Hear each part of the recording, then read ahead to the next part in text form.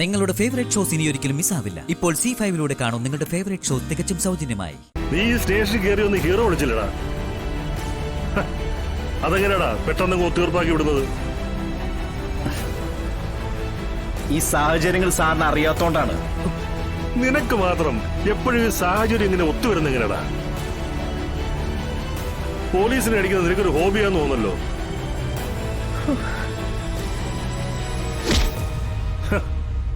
കൽക്കി അല്ലടാ.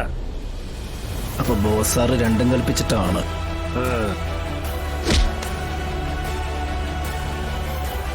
അതേടാ, നിന്നോട് ഞാൻ നേരത്തെ പറഞ്ഞല്ലേ നമ്മൾ തമ്മിലൊരു കൂടിക്കാഴ്ച വേണ്ടി വരുമെന്ന്.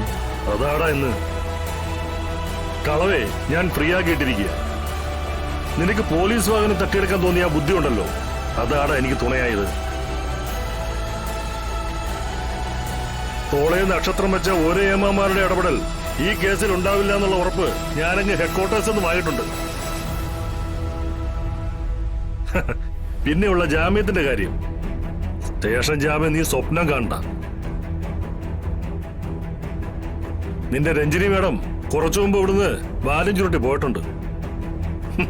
ഇനി വക്കീലന്മാര് ജാമ്യത്തിലെടുക്കാൻ കുറച്ചു പാടുപെടേണ്ടി വരും. അതും പോലീസ് വാഹനം തട്ടിയെടുത്ത കേസിൽ. ഇങ്ങോട്ട് നീങ്ങി നിക്കടാ. അപ്പോ നമുക്ക് കളിയങ്ങ് തുടങ്ങിയേക്കാം വിഷ്ണു. അതും നിന്റെ അമ്മായിയമ്മയുടെ മുമ്പിൽ വെച്ച്. അയ്യോ സാറേ.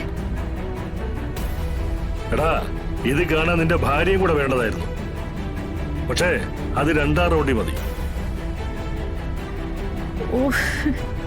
നിന്റെ കാര്യത്തിൽ എനിക്ക് ചെറിയൊരു വാശിയുണ്ട്. നീ ആരുടെയൊക്കെ മുമ്പിൽ വെച്ച് പോലീസുകാരുടെ ദേഹത്ത് കൈവച്ചിട്ടുണ്ടോ, അവരെല്ലാം ഇത് കാണണം. ഈ പോലീസിന്റെ കൈച്ചൂടുകൊണ്ട് കരയുന്നത്.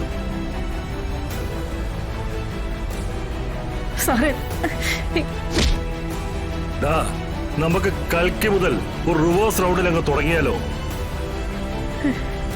ദശാവതാരങ്ങളും അടുത്തീർന്ന് കഴിയുമ്പോ നിന്റെ ശരീരം താങ്ങുമെന്ന ഭയം.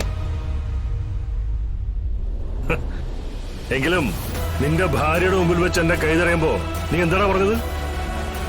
പോലീസുകാരുടെ കൈ തടയല്ല, ഒടിയൊന്നോ? ഇനി അവള് നിന്നെ കാണുമ്പോ എന്നെ തടഞ്ഞ നിന്റെ ഈ കൈയുണ്ടല്ലോ, അത് ഒടിഞ്ഞിരിക്കും മോനെ. അയ്യോ സാറേ.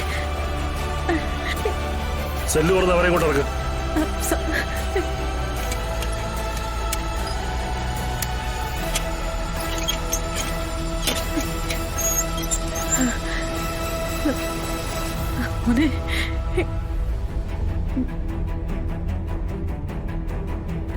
സാറേ, ഇനി ഇവനെ അകത്തോട്ട് കേട്ട്.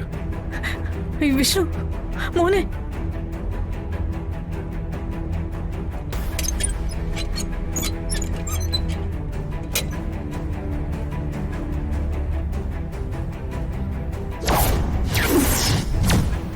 എന്താ വേണ്ടെന്ന് അറിയാലോ അല്ലേ? അവനെ ഒന്ന് റെഡിയാക്കി നിർത്തിക്കോ. ഞാൻ എന്താ വരുന്നു.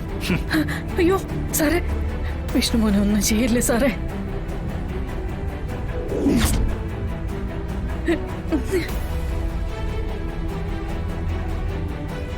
ഡൗൺലോഡ് ചെയ്യൂ C5 ആപ്പ്. കാണൂ എല്ലാ എപ്പിസോഡുകളും സൗജന്യമായി.